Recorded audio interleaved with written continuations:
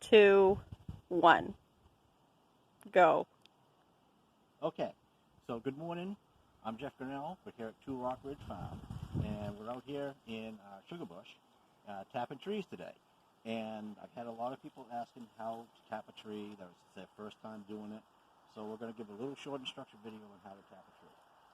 So basically this is all the stuff you need. You can get this at any hardware store. If you're in Maine, it would be places like Huzzies. You could go to your local hardware store, Paris Farmers Union, or anything like that that would have these tapping supplies. Plus, you can get them online. This is what the tap looks like. It's called a spile. These are called tree savers. There's multiple different kinds. There's the old-fashioned kind that are metal. They're the ones that you hang buckets on. There's these newer style. These are called tree savers, these particular models, because they require a smaller hole, which allows the tree to heal over the hole that you put in much quicker. So anyway, you can get the tubing. This is one thing that you do want to get. You don't want to slip on that. And this is very economical. It's like 15, 18, 20 cents a foot. It's cheap. You can get it, and you can get these drops all made up with how you do it. You can buy big rolls like this, however you want to do it. Disclaimer right here. If you watch other people how to do and tap trees, there are many ways to do it. There's a traditional method where people still have the metal buckets that hang them on the tree that the sap drops into. You have our method here that you're going to see. There's other methods where people put up a big tubing system through the woods, bring it all back to a central point, and collect from there. This is how we do it. It's an easy way to do it for us, and it's pretty easy for someone who's just getting started. The other thing is you want to try to find a food grade bucket, and you want to use new buckets. You don't want to use a recycled bucket that's had something else in it. It will off taste your syrup. So how we built ours is you get the bucket and the cover, and you drill a hole in it right here, just under the lid. Now, some people drill their holes in the top and punch it through, and that's fine. What we found is that if it rains or you get snow on it and it melts, that lets more water into your sap, and it just requires more boiling. So if you drill a hole on the second layer down, it still allows the cover to go on, and you can put your tap in on the side. Put your hose in on the side. So the first thing you do is you make up a tap. And you just take a turn of tubing, cut it. And on this end of the spile, this end is going to go in the tree, this end goes in the tubing. You put it on, like so. And you want to make sure you get at least one knurl into the tubing, otherwise when it gets the flexation will make it come off. And you just make up a turn like this. And the other thing, if you're dealing with a big spool like this, it's easy to take the end out of the bottom and pull from the bottom. It keeps it from getting all unwound and making all into a big tangled mess.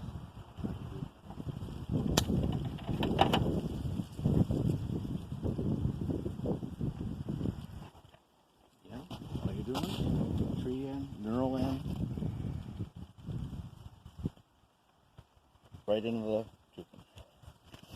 I just hold it around like that. And now you need a hammer, you need a drill, and you need a bucket. You're going to tap this here. So you estimate how high up.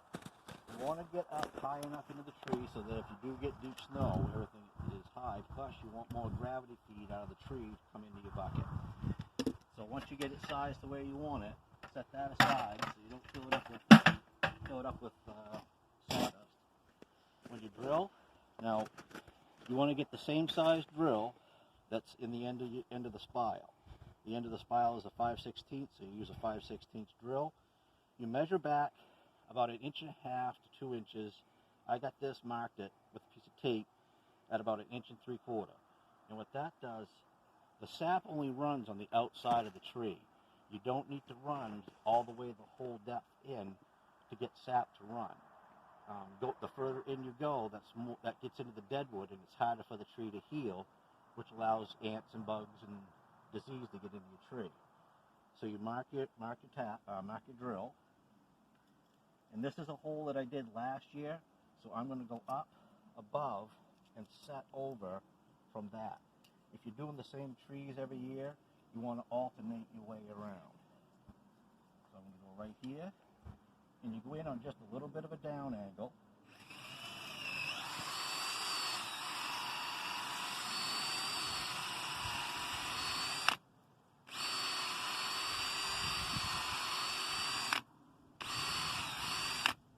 And that can just clean out the hole. Now it's not quite running yet, but you can see that drill, it's wet. So this is starting to get ready to run.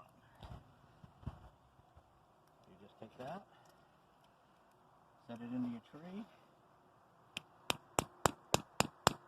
and tap it in like that. You want it in for a good tight fit. And then you set over.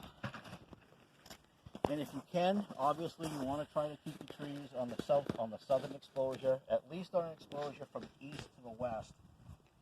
The sap's going to run more on this side at first, so you get more of a full run. Eventually it's going to run all the way around the tree, even on the north side, but that'll be later in the year. So you just come around again.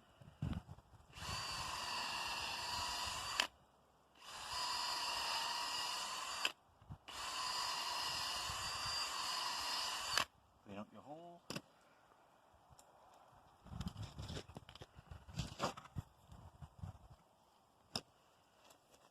Put in your tap.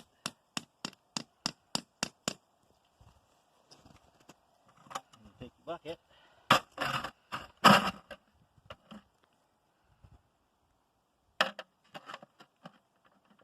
And you just feed it through those holes like that.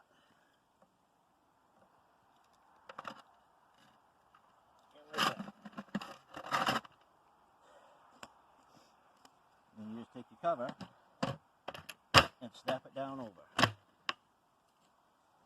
And that's it. That's how you tap a tree.